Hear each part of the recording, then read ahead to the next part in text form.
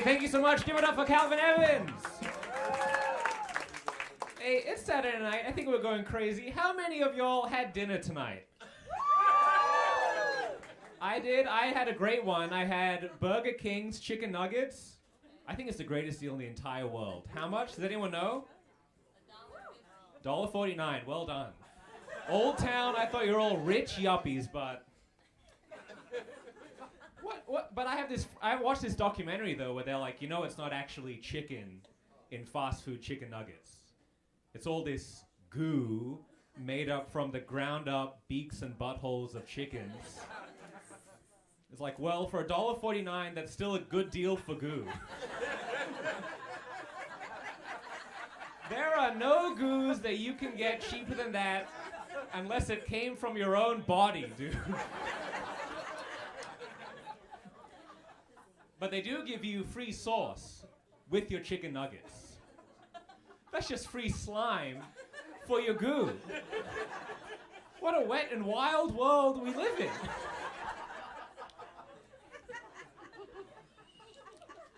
I watch a lot of documentaries, nature documentaries, and I've noticed that Doggy Style, they could have just named that after almost any animal.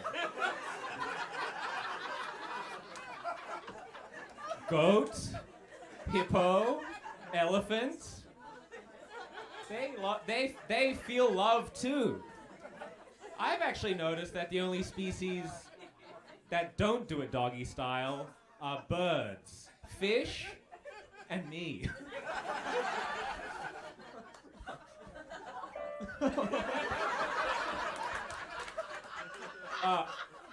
I have vertigo. So.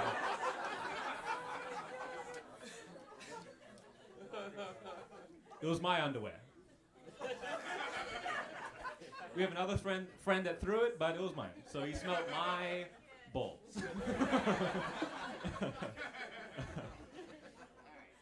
I used to want to have sex so much, I used to wear Axe body spray every day.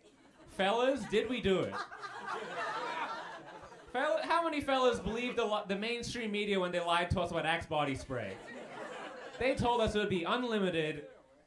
So much sex. Oh. I think about them lying about Axe body spray the same way I feel about America lying about weapons of mass destruction in Iraq. At least they did it for the right reasons. The marketing was so powerful in my feeble teenage mind that I put Axe body spray on my penis. Just to see how big it would get, magically. And I don't want to brag, but yeah, I've been blessed with moderate to severe allergies. That's how women like it, right? Big and numb.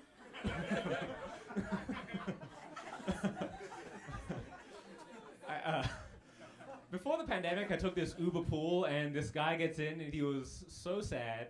He's like, I just broke up with my girlfriend, and her pussy was the perfect fit. Have you guys ever had this where the pussy's the perfect fit? We're like, what's wrong with this guy talking about pussy like it's a liberal arts college? Oh, it's so small and just for me. I'm in so much debt, but it's so worth it. Pussy. I was like, hey dude, I have hoodies that don't fit. You don't hear me fucking crying about it. Everyone you hear. Luckily though, the Uber driver was like, whoa, this is an Uber pool, buddy. So, we have to help you out. Like, we? Like, yeah, we. You paid $5 to get home. I am the captain now.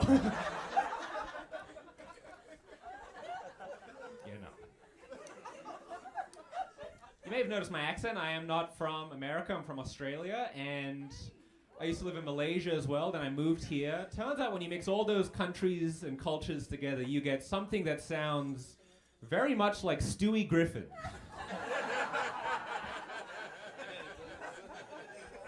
It's like, oh, the Brian.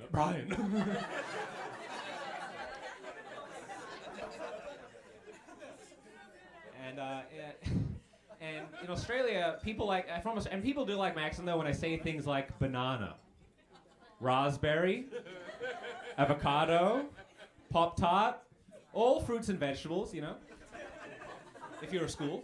And if you like that, later find me after the show and I'll spell words that don't usually have a U with a U. Color, mummy, favorite, mummy, all the hits. And fun fact, actually the word come has 2 U's in Australia. Because we say come. But although we're in different cultures, we can all agree there is 1 U in yummy. Okay. Okay. We're having fun.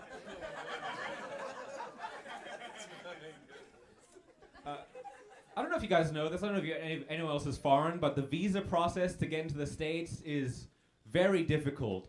Muy difficult. Oh my God. Like, there's all these questions and paperwork, and there's so much money to get a green card, pretty much to make sure you're not going to be the next Osama bin Laden. It's like, I'm not going to be the next Osama bin Laden. Osama bin Laden had really rich parents. Hey, you don't get 3 commercial airliners to fly into buildings in New York City unless daddy's paying for rent. And fake passports. With my parents' tax bracket, mine, I could maybe drive a rented Kia Sorento into a Panera.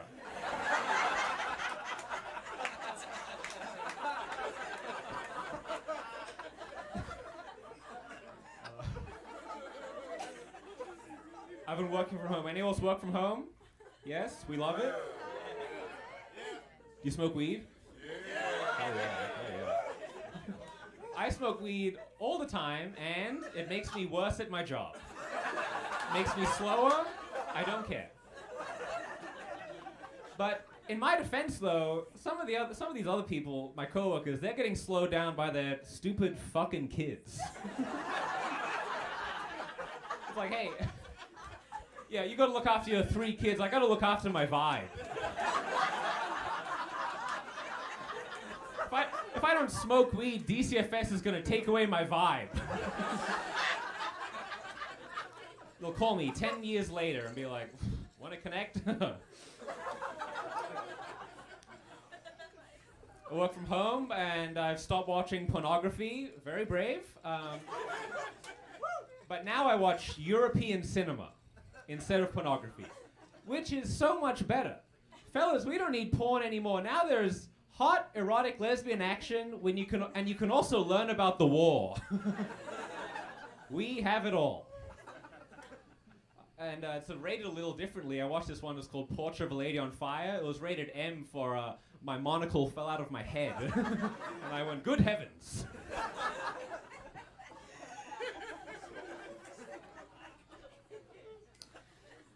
I think maybe some of you think I'm a freak, but I think we can all agree the biggest freaks in the entire world are the people who kiss their dog on the mouth. Ugh, yuck, gross. I don't think you should kiss anything on the mouth that you named yourself. Dog, child, boat. You never see me walking around kissing my own butthole, Morpheus.